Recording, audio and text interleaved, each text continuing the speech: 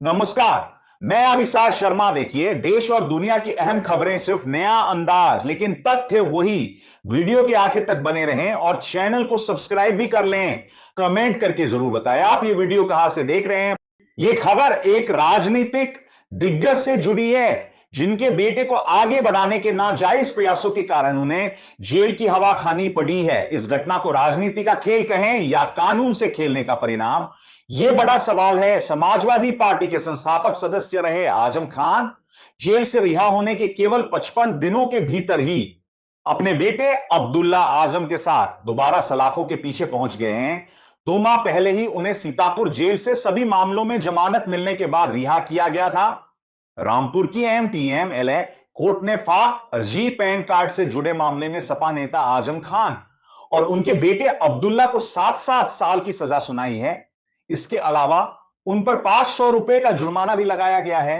फैसला सुनाए जाने के समय आजम और अब्दुल्ला कोर्ट में ही मौजूद थे, जहां से पुलिस ने उन्हें तुरंत हिरासत में ले लिया। कड़ी सुरक्षा के बीच उन्हें कोर्ट से 1 किलोमीटर दूर स्थित रामपुर जेल भेज दिया गया। पुलिस की बोलेरो गाड़ी से जेल के बाहर उतरते वक्त आजम खान के एक हाथ में चश्मे का डिब्बा और दूसरे हाथ में 2 पैकेट बिस्किट थे। उनके बेटे अब्दुल्ला के हाथ खाली थे, जबकि उनके बड़े बेटे अदीब भी गाड़ी से उतरकर फाटक तक उनके साथ आए।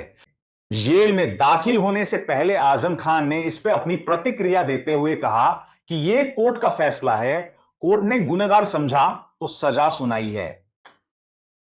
इस बीच अखिलेश यादव ने टिप्पणी की कि सत्ता के घमंड में अन्याय और अत्याचार की हदें पार करने वाले लोग अंततः कुदरत के फैसले की गिरफ्त में आकर एक बेहद बुरे अंत की ओर जाते हैं। आपको बता दें, आजम पिछली बार 23 सितंबर को सीतापुर जेल से बाहर आए थे। वो अक्टूबर 2023 से सितंबर 2025 तक पूरे 23 महीने और उससे पहले खान अब तक लगभग 2020 से मई 2022 तक 27 महीने जेल में रहे थे। ताजा मामले को छोड़ भी दें तो आजम खान अब तक लगभग 15,000 दिन यानी 50 महीने जेल में बिता चुके हैं। यह नया मामला 2017 विधानसभा चुनाव के दौरान अब्दुल्ला आजम के 2 जन्म प्रमाण पत्रों से 2 पैन कार्ड बनवाने के आरोपों से संबंधित है। रामपुर कोर्ट का यह निर्णय आजम खान के खिलाफ दर्ज 104 मुकदमों में से एक है। अब तक अदालत 11 मामलों में फैसला सुना चुकी है, जिनमें से 6 में उन्हें दोषी ठहराया गया है और 5 में उन्हें बरी किया गया है। यह सवाल उठ रहा है कि इतने बड़े नेता होने के बावजूद आजम खान ने ऐसी गलती क्यों की? क्या उनका बेटा 2-4 साल बाद विधायक नहीं बन सकता था? ऐसी जल्दबाजी क्यों की गई? दरअसल 2017 में जब चुनाव होने थे, तब उत्तर प्रदेश में समाजवादी पार्टी की पूर्ण बहुमत की सरकार थी। अखिलेश यादव मुख्यमंत्री थे और आजम खान उस वक्त शिवपाल यादव के बाद राज्य के दूसरे सबसे शक्तिशाली मंत्री थे। उनके राजनीतिक प्रभाव का अंदाजा इससे लगाया जा सकता है कि वो रामपुर सीट से 10 बार विधायक और 1 बार सांसद रहे।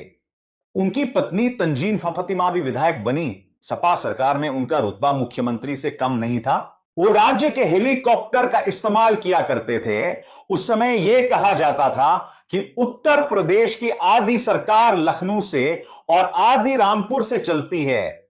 2017 विधानसभा चुनाव की घोषणा के बाद आजम अपनी ताकत और अखिलेश यादव तक अपनी सीधी पहुंच का उपयोग करके रामपुर की स्वार सीट से बेटे अब्दुल्ला आजम को चुनाव लड़वाना चाहते थे। लेकिन समस्या यह थी कि अब्दुल्ला के पैन कार्ड पर जन्मतिथि 1 जनवरी 1993 लिखी थी, जिसके अनुसार 2017 में वो 24 साल के हो रहे थे, जबकि विधानसभा चुनाव लड़ने के लिए न्यूनतम उम्र 25 साल होनी चाहिए थी। इसके बावजूद अब्दुल्ला को टिकट मिला और वो जीत भी गए। अपने हलफनामे में उन्होंने अपनी उम्र 26 साल और जन्म की तारीख 30 सितंबर 1990 बताई थी। इस पर भाजपा उम्मीदवार नवाब काजिम अली खान उर्फ नवेद मियां को संदेह हुआ। उन्होंने हाई कोर्ट में याचिका दायर कर दावा किया कि अब्दुल्ला की उम्र 25 साल से कम है और इसकी जांच का आदेश दिया जाए। कोर्ट के निर्देश पर जन्म प्रमाण पत्रों की जांच शुरू हुई, जिसमें यह खुलासा हुआ अब्दुल्ला आजम के पास 2 जन्म प्रमाण पत्र हैं। एक असली, जिस पर जन्मतिथि 1 जनवरी 1993 है, और एक नकली, जिस पर जन्मतिथि 30 सितंबर 1990 लिखी है।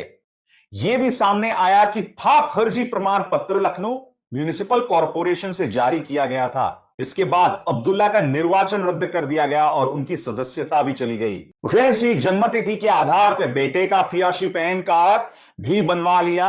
हौशी पैन कार्ड बनवाने का मामला फियाशी पैन सर्टिफिकेट बनवाने के मामले से अलग शुरू हुआ था। 2019 में भाजपा नेता आकाश सक्सेना ने रामपुर सिविल लाइंस थाने में दोनों के खिलाफ केस दर्ज कराया। आरोप था कि आजम ने बेटे अब्दुल्ला को चुनाव लड़वाने के लिए दो अलग अलग जन प्रमाण पत्रों के आधार पर दो अलग अलग पैन कार्ड भी बनवाए।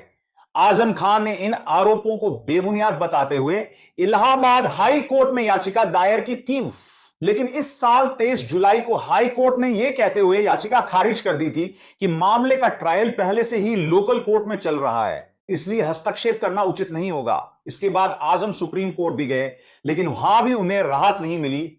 रामपुर MPMLR कोर्ट में आकाश सक्सेना ने तर्क दिया कि बेटे अब्दुल्ला आजम का फियाजी पैन कार्ड बनवाने में उनके पिता आजम खान भी दोषी हैं। आरोप लगा कि आजम खान के इशारे पर ही अब्दुल्ला ने अलग अलग समय पर दोनों पैन कार्ड का अलग अलग तरीके से इस्तेमाल किया। कोर्ट ने इस दलील को सही माना। उसी मामले में MPML कोर्ट ने आजम खान और अब्दुल्ला आजम को धारा 467 दस्तावेजों में जालसाजी के तहत 7 साल की सजा सुनाई है। इसके अतिरिक्त दोनों को धारा 120 आपराधिक षड्यंत्र में 1 साल, धारा 468 धोखाधड़ी के उद्देश्य से जालसाजी और 420 धोखाधड़ी में 3 साल की सजा सुनाई गई है। इसके अलावा कोर्ट ने उन्हें धारा 471 के तहत 2 साल की सजा भी दी है। सभी सजाएं एक साथ चलेंगी। आजम खान को लेकर सहानुभूति की एक लहर है। यह कहा जा रहा है कि योगी आदित्यनाथ उनसे पुराने दिनों का बदला ले रहे हैं। यह मामले का एक पहलू हो सकता है, लेकिन इससे नैतिकता के सवाल खत्म नहीं होते। आखिर आजम खान जैसे बड़े कद के नेता अपने बेटे के राजनीतिक भविष्य को लेकर इतने अधीर क्यों हो गए थे कि उन्होंने आगे पीछे कुछ नहीं देखा? क्या आजम खान को सचमुच इसकी जरूरत थी? उनकी हैसियत इतनी बड़ी थी कि वो 2 साल बाद बेटे को विधान परिषद या राज्यसभा भेज सकते थे, जिसे अखिलेश यादव शायद ही टाल पाते। लेकिन लोकतंत्र में राजनीति को सल्तनत समझने और उसकी विरासत की गद्दी पर बेटे को बैठाने की जिद ने इतने बड़े नेता को इतना बेबस कर दिया है कि उनके समर्थक भी पूछते हैं, आजम साहब आपने ऐसा क्यों किया था? एक चश्मा और 2 पैकेट बिस्किट लेकर जेल के भीतर दाखिल होते। आजम खान की तस्वीर ने उनके विरोधियों को भी दुखी कर दिया है।